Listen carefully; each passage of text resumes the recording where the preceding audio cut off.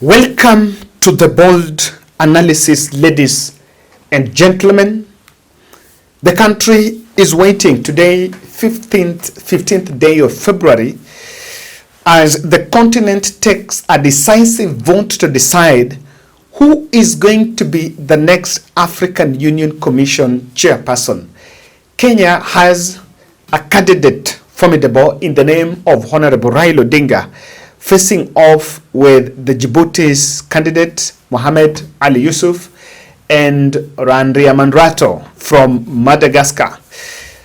Daggers have been drawn about as SADC bloc writes several letters, but we've seen some serious endorsements that Raila Odinga has received, and the country is optimistic. The state and the president team is optimistic of being able to exile Odinga from the Kenyan political space.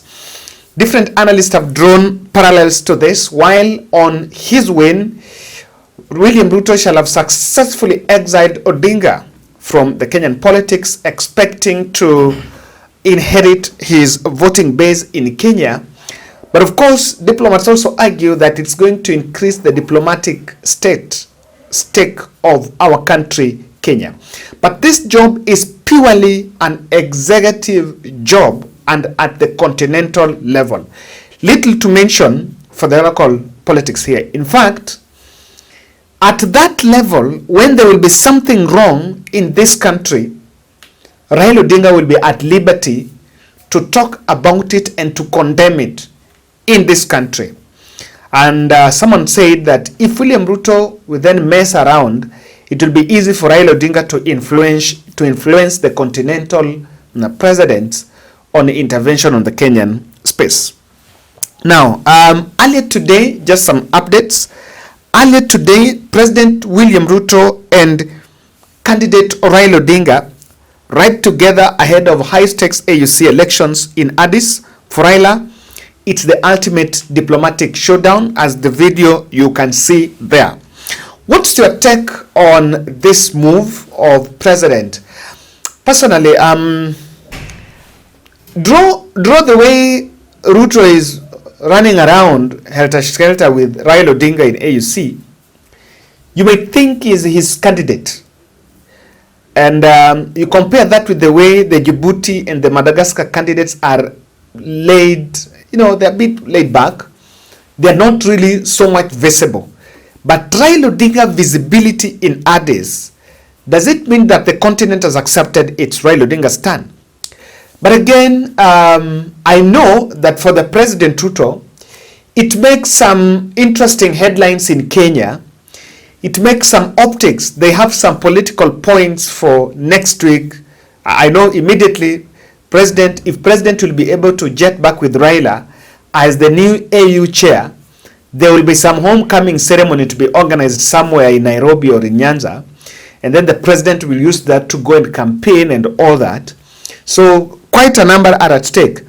So it's supposed to excite Kenyans back home when they see President Ruto moving around with Raila Odinga. But on some diplomacy, it more looks like it is in the estate of William Ruto, but it's true. I've also realized, apart from that, another update that we've received here, and I want us to look at it. Ex-Kenyan President Uhuru Kenyatta is in Addis Ababa for his role as the EAC peace facilitator for the DRC conflict. This is also a matter that is, the DRC conflict is also another point that is another activity that is going on there. And global and the continental leaders are also converging there to talk about the way forward.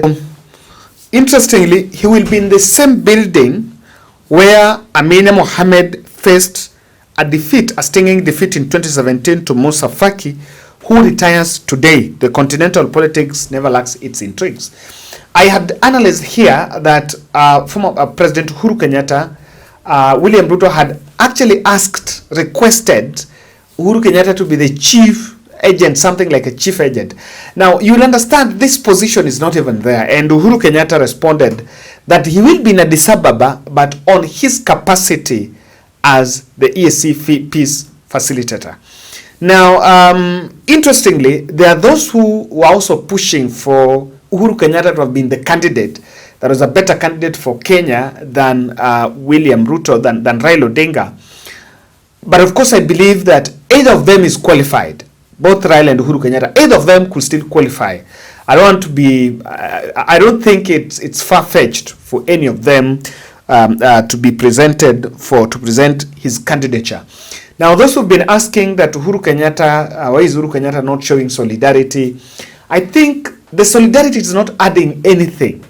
What will be more interesting is after the vote, their reaction on it. And remember, the job is more about the continent than even the local leaders. Now, another interesting news here is about the city of Hargeisa, governed by self-declared Republic of Somaliland, is openly backing their ally Raila Odinga for the AUC chair. Meanwhile, Mogadishu has officially communicated to Nairobi that it will not support Raila's bid in the high-stakes race. Mogadishu, Somalia, who are pretending to be good friends. You know, there are some countries that if they are not supporting us, we're even wondering what exactly is their national interest. If they're not supporting us, then that means they're supporting Djibouti. But Kenya, our soldiers are in Somalia to bring peace there. I know there are several times that this Mogadishu has been in Nairobi, the Mogadishu leaders have been in Nairobi here. At some point, even when that country was in turmoil, Mogadishu leaders were living in Nairobi here. Kenya was the safe place for them. So them turning, but of course the discussion about, and then this also makes a point, Mogadishu is not in good terms with Ethiopia. Ethiopia could be supporting Somaliland. So the probability of Ethiopia supporting Kenya is also there, the city of Hargeisa. Now, another interesting one is former Zimbabwean foreign minister vouching for Raila Odinga, expressing confidence that he will emerge victorious in the AUC race. This is Dr. Walter Nzembi. Baba Raila Odinga will emerge as the AUC chairperson. I come from the SADC, but in the spirit of rotational symmetry and equitability, it's Jumuiya's East Africa's time notwithstanding, that Raila himself is the most experienced candidate. The issues at stake in the African Union require his pedigree of bold leadership and craft competence. I wish him well. Then he tagged William Ruto. This endorsement from a former foreign minister in Zimbabwe is interesting because the SADC had been vouching for Madagascar candidate. And one thing I'm wondering is about which kind of thing is this? Madagascar, I told you, is there is a debate of that candidate should be disqualified because he comes from the southern part of the continent. So he's part of the south. But again, it's southeast. You know, there is southeast, but it was the turn of Eastern Africa. And different diplomats are arguing that he needs to be disqualified because it is the Eastern Africa turn. It is not the Southern Africa. So the most legitimate candidate for the Eastern Africa, because even Djibouti is argued to be the northern east, and Madagascar is the southern east. So interesting to see how this goes. This endorsement from a foreign minister from the SADC nation, is very interesting because it actually shows the kind of the way the vote would go. Former African Union Commission chairperson Nkosazana Dlamini Zuma from South Africa is in attendance. Her 2012 bid remains one of the most dramatic in AU history as she secured a victory after Pretoria shattered the unwritten rule that major continental powers should not vie for those positions. I've seen the presence of Noordin Haji. The intelligence spyman is part of high-level delegation accompanying President Ruto and Raila Odinga to the African Union Summit. Strategic security meetings are also expected to take place in the sidelines. But part of dispatching Noordin Haji is to boost the stakes. You know, Kenya wants to show that we've given it our best. Even our NIS boss was in Ethiopia on security matters. A standing ovation for outgoing AUC chair Musa Faki has delivered his final speech, witnessed by African leaders. Palestinian President Mahmoud Abbas and UN Secretary General Antonio Guterres is in the crowd. Then UN Secretary General Antonio Guterres in Addis Ababa reaffirms his support for Africa's demand for 2 permanent seats at the UN Security Council, promising to continue pressing for the reform until it becomes a reality. Palestinian President Mahmoud Abbas takes the stage once again at the African Union, where he continues to receive unwavering annual solidarity in support of Palestinian cause. This is an interesting twist, because Trump said that US is going to take Gaza, and there are those who are, and after meeting the Israeli PM Netanyahu, there have been a discussion that Palestine is not comfortable with that. So if Africa rolls the carpet for Palestine PM, what is that supposed to mean?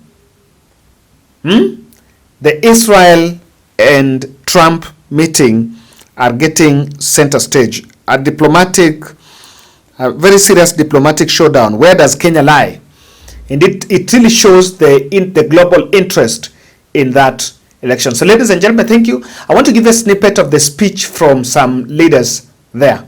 But that is so far the update from Ethiopia. We must keep working together to deliver the AU 2063 agenda and the 2030 agenda for sustainable development and drive action on finance. African countries pay up to 8 times more to borrow than developed countries, and 20 are in or at risk of debt distress. The Pact for the Future supports an international financial architecture reform to reflect today's economy, ensuring fair representation and urging effective action on debt relief. And I will stand with Africa as a matter of justice and to right the historic wrongs. Good and great things, and above all, as far as possible, respected a certain ethic and a line of conduct that we are believed to be consistent with our principles. Please accept my full gratitude.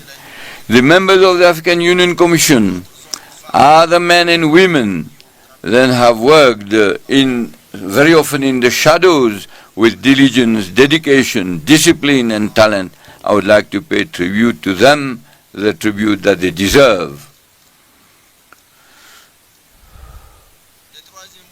The third word relates to my own limitations. I wanted so much to do quickly and better during the 2 terms that you entrusted to me. I know that I have not done everything. Perhaps I underestimated the burden of the task and the weight of the constraints. I know that I may have made mistakes. I should not say perhaps, but I should say certainly I've made mistakes. Maybe here and there I have weakened and made mistakes and missed opportunities to do better. I would like to apologize and ask forgiveness if my shortcomings have caused any individual or collective harm.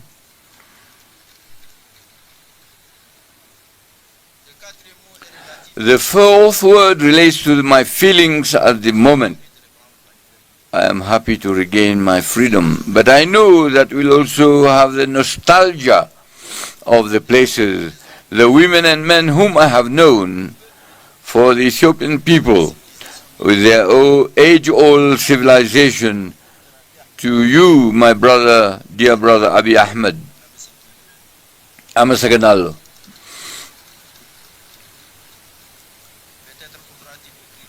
Maybe we'll have time to write the history of all this tangle of feelings and sensations. Finally, my fifth word is that of my oath to continue to think of Africa, to serve Africa, to dream for its youth for whom we have not done enough, and for whom we must do a lot, because after all, it is they who count today and more so tomorrow.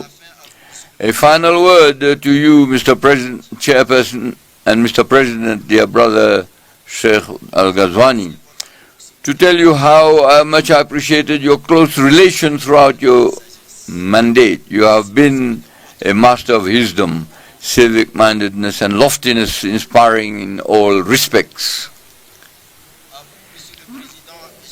To you, Mr. President, and dear brother Joao Lorenzo, and I would like to stress that the quiet strength that you symbolize reassures me about a chairmanship of seriousness and substance. May you both in particular, and all of us, have an active thought for the great prisoner of the Sahel, President Mohamed Bazoum, whose interminable detention is not justified. He must be released unconditionally. I wish full success to our summit. I wish full success to our next leadership. I thank you.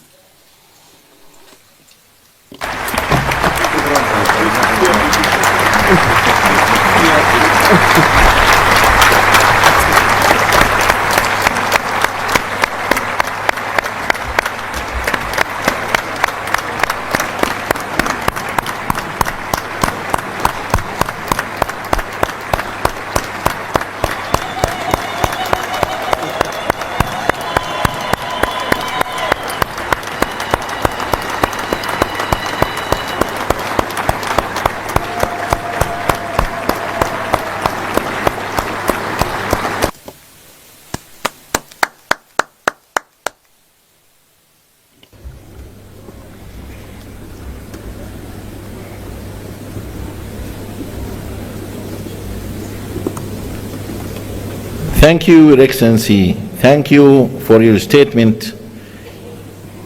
Thank you for your unwavering commitment. Thank you for the dedication towards Africa's peace, development, and unity. Thank you very much. I will now have the honor